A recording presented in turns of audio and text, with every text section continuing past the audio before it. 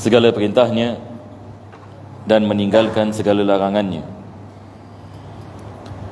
Kita berdoa kepada Allah Subhanahu wa taala agar Allah matikan kita dalam husnul khatimah dan membangkitkan kita bersama Nabi kita sallallahu alaihi wasallam pada hari kiamat nanti. Amin ya rabbal alamin. Sambungan daripada pengajian kita daripada kitab Ihya Ulumuddin, kita telah sampai kepada bahagian yang mana penulis sedang membicarakan tentang ilmu fiqih dan perbandingan di antara ilmu fiqih dengan ilmu kedoktoran. Yang ini penulis ini mengatakan ada beberapa perbezaan. Yang pertama sekali beliau mengatakan ilmu fiqih ini adalah ilmu syar'iyah. Yang ini maksudnya dia bersangkut paut dengan hukum syarak, yang mana kita mengatakan sumbernya adalah wahyu. Ini seperti mana semalam kita mengatakan ilmu syar'iyah apa maksudnya? Maksudnya sumbernya adalah daripada wahyu. Berbeza dengan ilmu kedoktoran. Ilmu kedoktoran ini sumbernya bukan daripada wahyu. Perkara yang kedua, ilmu fiqih ini dia adalah ilmu yang dipelajari bagi mereka-mereka nak mendekatkan diri kepada Allah. Sebab kita memerlukan kepada ilmu fiqih untuk kita melakukan ibadah. Tanpa ilmu fiqih kita tidak akan mengetahui apa itu halal dan apa itu haram. Kita tidak akan mengetahui bagaimana kita nak melaksanakan salat, bagaimana kita nak puasa. Jadi kita memerlukan kepada ilmu fiqih. Maka dia adalah ilmu yang akan membantu kita mendekatkan diri kepada Allah. Perkara yang ketiga, penulis mengatakan ilmu fiqih ini dia sentiasa berdamping dengan ilmu tasawuf ataupun ilmu tazkiyah. Jadi dalam perjalanan kita menuju kepada Allah dan mendapatkan keridaan Allah Subhanahu wa taala, kita memerlukan kepada ilmu fiqih dan kita memerlukan kepada ilmu tasawuf ataupun tazkiyah. Jadi ilmu tasawuf ataupun ilmu tazkiyah dia mengajarkan kepada kita tentang hati, bagaimana kita nak mensucikan hati dan bagaimana kita nak mendapatkan sifat-sifat yang terpuji dan bagaimana kita dapat mengeluarkan sifat-sifat yang terkeji. Jadi ini adalah perkara yang ketiga. Dan penulis ini mengatakan bila kita membicarakan tentang hati, hati terbagi kepada dua bahagian. Kita ada hati yang jasmani dan kita ada hati yang rohani. Jadi apabila kita mengatakan ilmu tasawuf merupakan ilmu yang mengajarkan kepada kita bagaimana kita dapat mensucikan hati, maksud hati di sini bukan hati jasmani. Bukan maksudnya hati kita yang dalam badan kita, maksudnya yang sebagai organ. Akan tetapi yang dimaksudkan dengan hati dia adalah cahaya daripada Allah Subhanahu wa taala diberikan kepada manusia, yang mana manusia dapat memahami dan merasai. Manakala hati jasmani ini dipelajari dalam ilmu kedoktoran. Kita kalau pergi doktor, misalnya doktor akan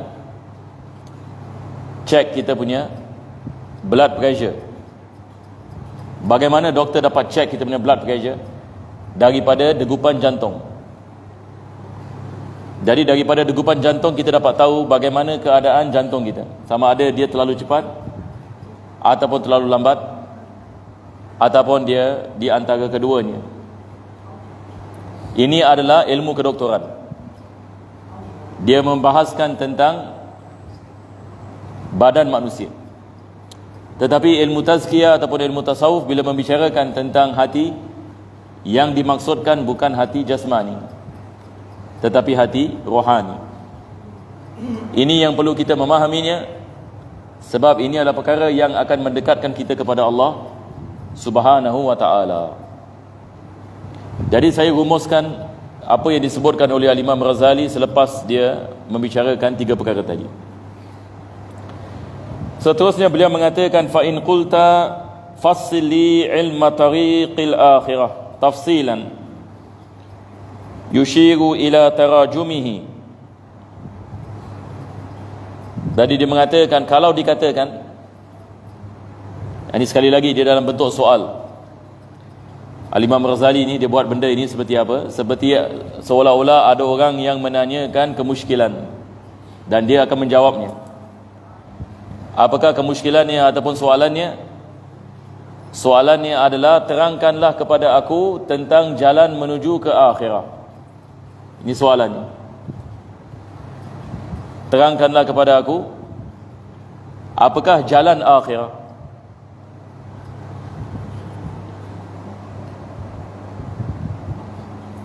Wa in lam yumkin istiqsa'u tafasilihi, walaupun kalau sekiranya tidak dapat diterangkan dengan terperinci,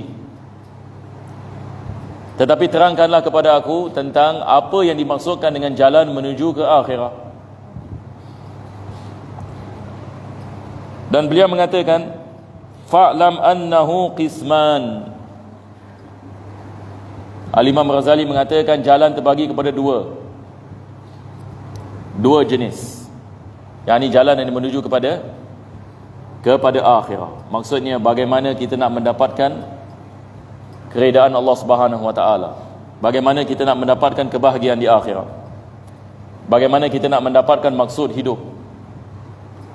Sebab seperti mana yang kita maklum, Allah Subhanahu wa ta'ala menciptakan manusia dan Allah Subhanahu wa ta'ala mentakdirkan kehidupan di akhirat adalah kehidupan yang kekal, manakala kehidupan dunia, kehidupan yang sementara, yang mana di dalamnya Allah menguji kita. Jadi manusia yang berjaya adalah manusia yang berjaya di akhirat. Jadi apabila beliau ditanya apakah yang dimaksudkan dengan jalan akhirat, maka beliau mengatakan terbagi kepada dua bahagian. Ada dua perkara, kisman, dua bahagian. Maka beliau mengatakan ilmu mukasyafatin wa ilmu muamalah. Yani Al-Imam Razali membagikan dua bahagian ini. Bahagian yang pertama adalah ilmu mukasyafah. Ini adalah bahagian yang pertama. Yang kedua adalah ilmu muamalah. Ini adalah bahagian yang kedua. Jadi beliau akan mensyarahkan apa yang dimaksudkan dengan bahagian yang pertama dan apa yang dimaksudkan dengan bahagian yang kedua. Mudah-mudahan Allah Subhanahu wa taala memberikan kepada kita taufik, dan mudah-mudahan Allah memudahkan kita, insya-Allah. Bukan saja dapat kita memahaminya, tetapi dapat kita mengamalkannya. Maka beliau mengatakan, fal qismul awal ilmul mukasyafati wa huwa ilmul batin wa dhalika ghayatul ulum. Yani beliau mengatakan bahagian yang pertama adalah bahagian ilmu mukasyafah. Maka dia terangkan apakah yang dimaksudkan dengan ilmu mukasyafah. Maka beliau mengatakan dia adalah ilmu yang bersangkut paut dengan al-batin, kebatinan. Yani seperti mana kita maklum, kita ada ilmu yang zahir dengan ilmu yang batin. Ilmu fiqh ini dikirakan sebagai ilmu yang zahir. Kenapa ilmu fiqh dikirakan sebagai ilmu yang zahir? Sebab ilmu fiqh membicarakan tentang perbuatan manusia. Perbuatan manusia. Apa hukum kita melakukan salat, yakni perbuatan salat. Sama ada salat ini wajib ke sunnah. Apa hukum kita melakukan jual beli. Dia balik kepada perbuatan manusia. Apa hukum kita jalan ke masjid. Apa hukum kita melakukan i'tikaf, berada dalam masjid. Apa hukum ini melakukan siwak. Maka ini semua berkait dengan perbuatan manusia. Jadi dia adalah ilmu yang zahir, yang ini kita nampak. Solat yang ini kita nampak. Menggunakan siwak nampak. Begitu juga pergi ke masjid nampak. Tetapi ada jenis ilmu dia bersangkut paut dengan kebatinan. Jadi apakah yang dimaksudkan dengan kebatinan? Seperti kepercayaan kita kepada Allah Subhanahu Wa Taala. Ini adalah perkara yang bersangkut paut dengan kebatinan. Dia bukan bersangkut paut ini dengan perbuatan. Begitu juga dengan hal keadaan hati. Hal keadaan ini hati kita, dia bersangkut paut ini dengan kebatinan. Apa yang kita bisik dalam diri kita, kita nak melakukan ini, kita nak melakukan itu, pemikiran kita, tidak ada orang ini mengetahuinya melainkan Allah Subhanahu Wa Taala. Maka ini adalah ilmu yang bersangkut paut dengan kebatinan. Ini yang beliau akan membicarakan. Maka beliau mengatakan itu adalah maksud ghayatul ulum. Maksud ini daripada ilmu adalah mempelajari ilmu ini. Faqad qala ba'dul arifin, sebahagian daripada arifin mengatakan, siapakah yang dimaksudkan dengan arifin? Arifin yang dimaksudnya al-arif billah. Maksudnya satu orang yang telah sampai kepada keyakinan kepada Allah Subhanahu Wa Taala. Ini kita panggil ini orang yang sudah sampai kepada Allah, yakni al-arif. Dia telah sampai kepada maqam ma'rifah. Dia kenal kepada Allah Subhanahu Wa Taala dan dia telah sampai kepada had keyakinan yang tinggi. Jadi Al-Imam Ghazali mengatakan, sebahagian daripada mereka mengatakan, man lam yakun lahu nasibun min hadzal ilmi akhafu alaihi su'al khatimah. Yang ini sebahagian arifin yang mengatakan, barang siapa yang tidak ada bahagiannya daripada ilmu ini, maka aku takuti dia akan mati dalam su'ul khatimah. Apa mereka mengatakan? Mereka mengatakan, barang siapa yang tidak ada bahagian daripada ilmu kebatinan, maka ditakuti mati dalam su'ul khatimah. Ini disebutkan oleh sebahagian, siapa yang sebutkan ini? Sebahagian daripada al-arifin. Yang ini menunjukkan kepada kita kepentingan ini ilmu ini. Wa adna nasibin minhu at-tasdiqu bihi wa taslimuhu li ahlihi. Yang paling minimum adalah kita percaya akan ilmu ini. Dan kita percaya ada manusia-manusia yang mempunyai ilmu ini. Ini adalah yang paling minimum. Jadi maksud Imam Ghazali, jangan kita menjadi orang yang mengingkari. Kita lihat ini zaman yang kita tinggal hari ini, ada orang dia tak faham, dia ingkar. Dia mengatakan mana ada ini semua, sebab dia tak faham. Ibarat ini ulama kita mengatakan, satu orang buta, dia mengatakan kepada kita, mana ada matahari? Kita mengatakan kepada dia, matahari di depan. Dia mengatakan, aku tak lihat. Mana ada? Tapi sekarang bukan masalah dia matahari itu tidak wujud, tetapi masalahnya disebabkan buta yang ada pada dirinya. Jadi kadang-kala ada orang yang mengingkari sesuatu perkara disebabkan yakni penyakit yang ada pada dirinya, dia tidak dapat melihat apa orang lain melihat. Akan tetapi dia menghukumkan semua orang sama, sedangkan dia tidak mengetahui masalahnya ada pada dirinya. Jadi Al-Imam Ghazali mengatakan, jangan kita menjadi di kalangan mereka-mereka yang mengingkari sesuatu yang kita tidak mengetahui. Sebab mungkin perkara yang kita tidak mengetahui itu benar, tapi masalahnya kita belum lagi sampai kepada kita tentang ilmu tersebut. Yang ini beliau membicarakan tentang ilmu kebatinan.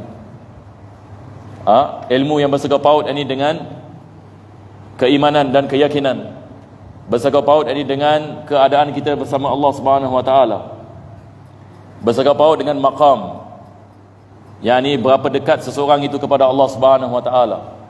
Ada orang tak percaya. Ada orang ini dia menyangkakan Islam ini hanya amal saja. Yakni maksudnya kita melakukan solat yang 5 waktu, kita melakukan puasa ini Ramadan, kita bayar zakat, khalas, itu saja Islam. Yang lain semua dia tolak tepi. Tetapi di sini Al-Imam Ghazali mengatakan itu hanya zahir, tetapi bagi tiap-tiap zahir ini ada batinnya, dan Allah melihat ini kepada yang batin. Wa qala akhar man kana la fihi khaslatan lam yuftah lahu bi syai'in min hadzal ilm. Sebagian ulama mengatakan barang siapa yang ada dua sifat pada dirinya, tidak akan dibukakan baginya ilmu ini. Yang ini maksudnya dia tidak akan sampai kepada tahap kefahaman. Yang ini ilmu kebatinan ini diharamkan ke atas ni. Apakah ini dua sifat itu? Imam Ghazali yang mengatakan, sebagian ulama mengatakan barang siapa yang ada dua sifat ini pada dirinya akan diharamkan ilmu ini. Yang pertama beliau mengatakan bid'atun, yakni seseorang itu melaksanakan perkara yang dianggap ini sebagai bid'ah. Dan bid'ah yang paling dahsyat sekali adalah bid'ah dalam akidah. Yani bid'ah ini apa maksudnya?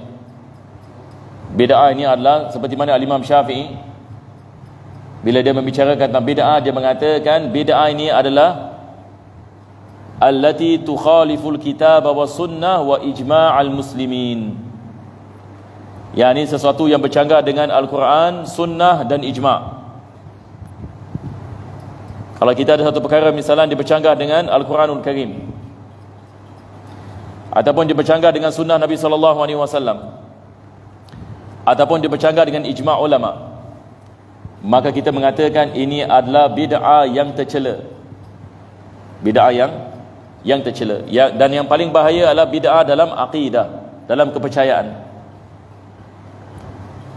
Seperti satu orang ini mengatakan misalan Allah Subhanahu wa taala wujud dalam makhluk. Ini bahaya. Ini boleh mengeluarkan dia daripada agama terus. Ataupun satu orang ini mengatakan saya beriman bahawasanya Allah berada di atas. Yani maksudnya yani tempat. Ini adalah bid'ah dalam akidah. Boleh mengeluarkan seorang daripada agama kalau dia tidak berjaga-jaga. Ada orang dia menyifatkan Allah Subhanahu wa taala sebagai manusia. Tuhan ada dua mata, dua tangan, dua kaki, duduk atas arash. Na'udzubillah min dzalik. Itu adalah iman dia, kepercayaan dia tentang Allah. Kita mengatakan la haula wala quwata illa billah. Dari orang yang seperti ini kita mengatakan ini adalah bid'ah dalam akidah. Begitu juga golongan yang mencaci sahabat Nabi sallallahu alaihi wasallam. Ataupun ini golongan yang mengatakan ada nabi yang datang selepas Nabi Muhammad SAW. Ini semua adalah perkara yang bercanggah dengan Al-Quran, bercanggah dengan sunnah Nabi SAW, bercanggah dengan ijma' al-ulama. Tetapi masalahnya apabila seseorang itu ada benda ini dalam dirinya, maka dia tidak akan mendapatkan apa yang disebutkan oleh Imam Ghazali ilmu al-mukasyafah, iaitu ilmu yang bersangkut paut ini dengan kebatinan, yang mendekatkan diri kepada Allah Subhanahu wa taala. Ini adalah perkara yang pertama, bid'ah. Sifat ini yang kedua adalah al-kibr. Al-kibr ini maksudnya sombong. Satu orang yang misalan yang lihat ini dirinya segala-galanya, dan dia memandang rendah kepada orang lain, dan dia merasakan dirinya yakni seseorang yang tinggi dalam segi kedudukan, ataupun seorang yang mulia, ataupun seorang yang dipilih dan sebagainya. Dan dia menghina yakni orang yang lain, lebih-lebih lagi orang miskin dan fakir dan sebagainya. Maka ini adalah sifat yang menghancurkan manusia, dan ini menjadi sebab jadi manusia tidak mendapatkan hidayah daripada Allah Subhanahu wa taala. Kita berdoa kepada Allah agar Allah selamatkan kita daripada sifat-sifat ini, dan agar Allah memberikan kepada kita hidayah dan mensucikan hati kita daripada segala sifat yang terkeji. Ini adalah doa kita pada hari Isra dan Mi'raj.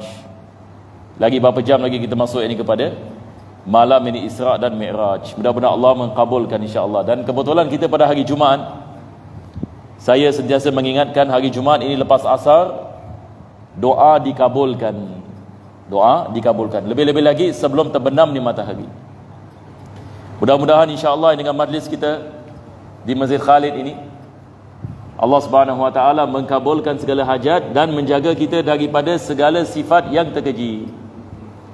Dan mudah-mudahan Allah sentiasa memberikan kepada kita taufik dan membersihkan hati kita dan meletakkan di dalamnya keimanan dan keyakinan dan ketenteraman dan tumaknina. Amin ya rabbal alamin. Rabbana taqabbal du'ana innaka antas samiul alim, tub alaina innaka antat tawwabur rahim. Wa akhtim bi salihati a'malana wa ajrina Allah ya karim bi fadli subhana rabbika bil izzati amma yasifun.